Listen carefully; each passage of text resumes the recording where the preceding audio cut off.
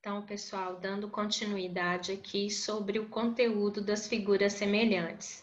No slide anterior, nós vimos segmentos proporcionais e vimos lá a proporção áurea.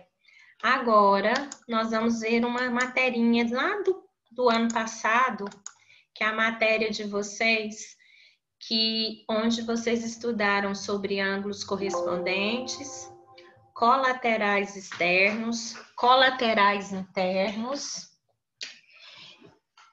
alternos internos e alternos externos.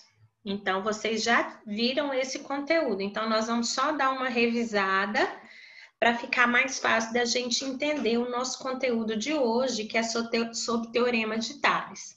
Então, vamos ver o que a gente tem aqui. As retas R e S na imagem são paralelas. Então, tá aqui. Reta R e a reta S. Então, aqui está simbolizando aqui na linguagem, né, geométrica, R paralela com S. E a reta T é uma reta transversal que corta as paralelas. Então, tá aqui a minha reta T cortando as minhas paralelas. Essas retas determinam pares de ângulos congruentes. O que quer dizer congruentes? A mesma medida. Então, aqui, quando a reta T cortou a reta R, nós temos aqui 4 ângulos que têm o mesmo vértice. Então, todos eles começam nesse vértice aqui, onde as duas retas se encontram. A mesma coisa acontece aqui com a reta S. Aonde ela se encontra aqui com a reta T, que é aqui o ponto de encontro das duas, formam esses outros 4 ângulos. Então, nós temos aqui, ó, os ângulos que são da mesma cor, gente, quer dizer que eles são ângulos correspondentes, eles são ângulos que têm a mesma medida. Então, o ângulo A, o ângulo C, o ângulo E e o ângulo G, eles são iguais, possuem a mesma medida. O ângulo D, o B, o F e o H também são ângulos que têm a mesma medida. Então, se o ângulo A aqui medir 50, o C mede 50, o E mede 50, o G mede 50. Se o B medir 130, o D mede 130, o F mede 130 e o H também mede 130. Então, isso que quer dizer ângulos congruentes. Eles têm a mesma medida. Então, aqui nós temos duas retas paralelas. Então, vamos entender primeiro, né, relembrar o que são ângulos correspondentes. Se eu pegar essa reta S aqui, ó, e subir ela, e colocar ela exatamente em cima da reta S, o que vai acontecer? O E vai sobrepor, né, vai ficar em cima do A, o F vai sobrepor o B, o G vai sobrepor o C e o H vai sobrepor o D. Então, significa que esses ângulos aqui e esses aqui que sobrepõem um em cima do outro, eles têm a mesma medida. Por isso que eles são chamados de ângulos congruentes, ó. O A com o E, o C com o G, o B com o F e o D com o H. Então, eles são ângulos correspondentes, eles têm a mesma medida. Depois, nós vamos relembrar o que são os ângulos colaterais internos e externos. Então, só para relembrar, gente, os ângulos que estão entre as retas R e S, que são os ângulos C e D, F e E, eles são chamados de ângulos internos, que eles estão entre as paralelas. Já o ângulo A e B, G e H, eles estão depois das paralelas, então eles vão ser os ângulos externos. Bom, então vamos ver o que são ângulos colaterais internos. Então ele colocou aqui, ó, o C e o F. Então olha só, o C tá aqui entre as paralelas e o F também. Tá vendo que eles estão do mesmo lado da transversal? Então, quando eles estão do mesmo lado da transversal, eles são ângulos colaterais. Como eles estão entre as retas R e S, eles são colaterais internos. Do lado de cá, eu tenho o ângulo D e o ângulo E. Como eles estão entre as paralelas e estão do mesmo lado da transversal, eles também são ângulos colaterais internos. Agora vamos ver os externos. O A e o H. Ó, o A está após a reta R e o A está após a reta R e o H está depois da reta S. Então, eles são externos. Olha a nossa transversal aqui, ó. Os dois estão do mesmo lado da transversal. Então, eles são colaterais externos. A mesma coisa vai acontecer com o B e o G. Eles também estão do mesmo lado da transversal e eles são externos, então colaterais externos. E aqui embaixo estão dizendo que eles são suplementares. O que são ângulos suplementares? A soma deles tem que ser igual a 180 graus. Então, vamos ver se isso aqui é verdade mesmo, ó. Vamos ver o C e o F. Se você pegar e sobrepor aqui, o F vai vir ficar aqui em cima do B, ó. Então, isso aqui forma uma meia-lua. Então, meia-lua é a metade de um ângulo inteiro. Então, meia-lua é 180 graus. Por isso que eles são suplementares. A mesma coisa aqui, ó, o D e o E. Se essa reta subir para cá, o E vai ficar aqui, ó. Aí você vai ter que novamente uma meia volta. Essa meia volta vale 180. Então, o ângulo A e o ângulo E, ou o ângulo E e o ângulo D, vão ser suplementares. Vão formar 180 graus. A mesma coisa aqui, ó, o A e o H. Se você colocar aqui, o H vai vir para cá, ó. Então, A e H, 180. O B e o G, 180. Por isso que eles são suplementares. Agora, os alternos. O que quer dizer alternos? Que alterna. Uma hora está de um lado, outra hora está do outro. Então, vamos entender aqui. Alternos internos. Então, o C e o E. Então, olha só. Para ser internos, eles têm que estar entre as paralelas. Agora, alternos, ele tem que estar um de um lado da transversal e o outro do outro lado da transversal. Então, aqui, ó, o C e o E. Um está do lado de cá e o outro está do lado de cá. Então, eles são alternos internos. A mesma coisa vai acontecer com o D e o F, ó. Um está de cá e o outro de cá, ó. Eles estão de lados contrários da transversal. Então, o D e o F são alternos internos. Agora, os externos. O A com o G. Então, o A está do lado de cá da transversal e o G está do outro lado da transversal e eles estão externos. Então, alternos externos. E o B com o H também estão externos e um de um lado e o outro do outro da transversal. Então, são alternos externos. E estão dizendo que eles são congruentes. Então, vamos ver por que é congruente. Se eu sobrepor novamente uma reta em cima da outra, o C vai estar aqui e o E vai estar aqui, ó. Então, o C e o E, eles são congruentes porque eles são opostos pelo vértice. O nosso vértice está aqui.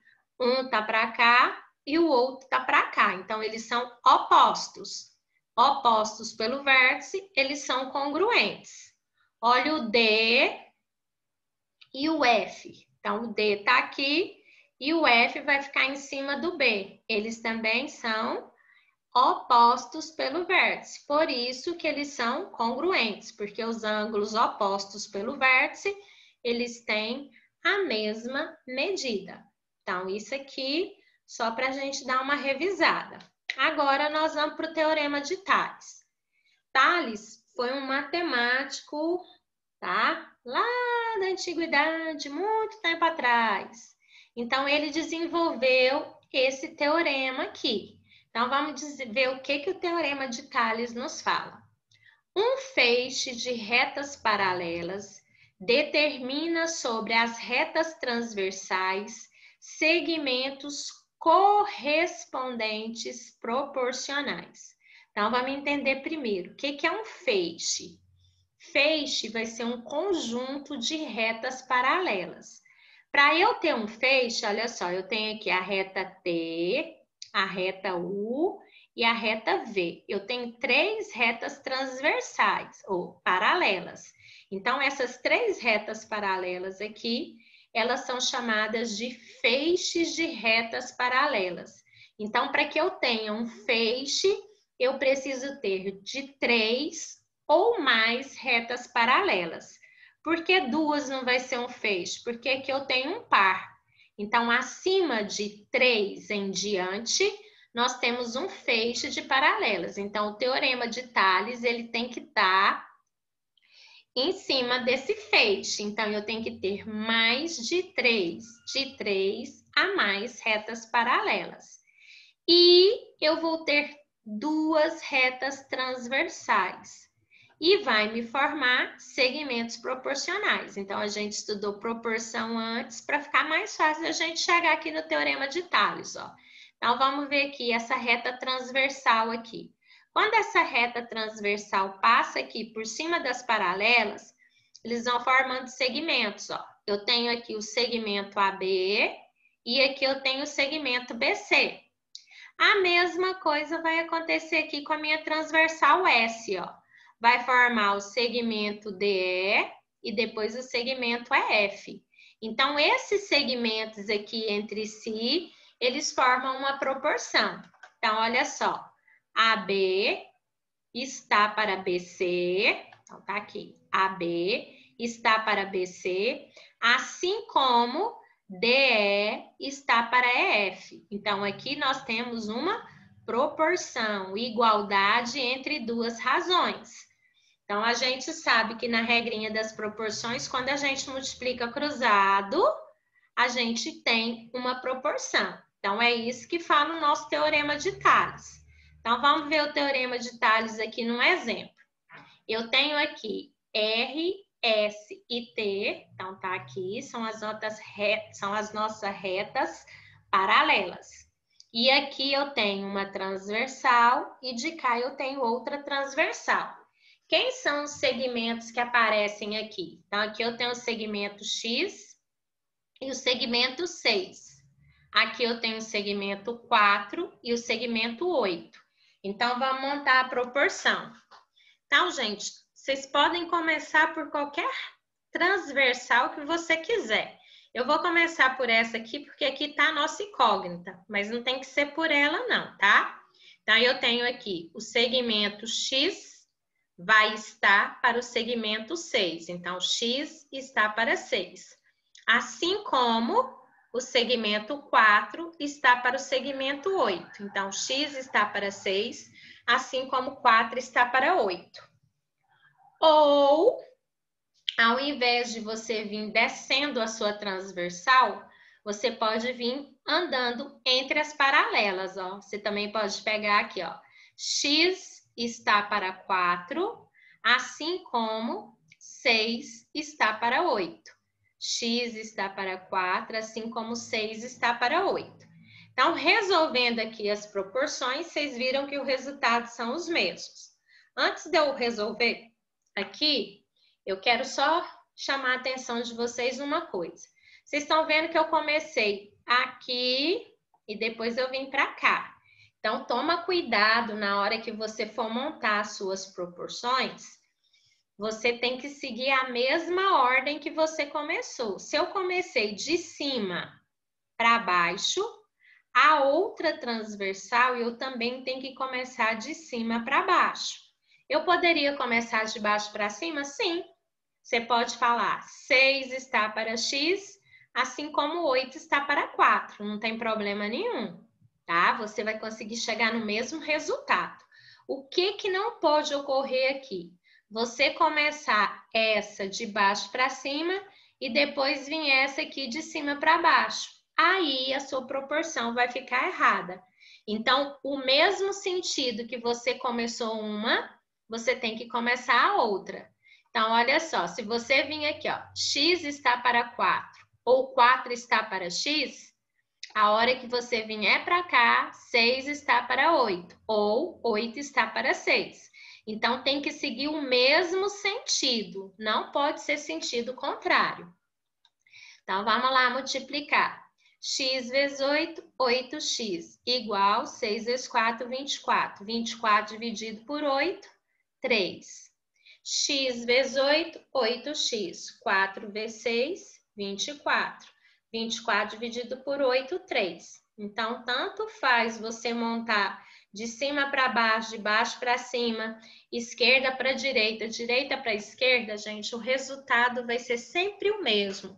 Por quê? Porque eles são proporcionais entre si, tá? Agora, olha aqui esse outro exemplo. Nesse outro exemplo, as minhas paralelas é A, B e C. E as minhas transversais, olha só o que está acontecendo. Elas estão cruzando aqui bem no centro. Diferente daqui, ó, que as transversais não estão se encontrando aqui, aonde as paralelas estão aparecendo. Se você prolongar, lá em cima elas vão se encontrar. Aqui elas já estão se encontrando entre as paralelas.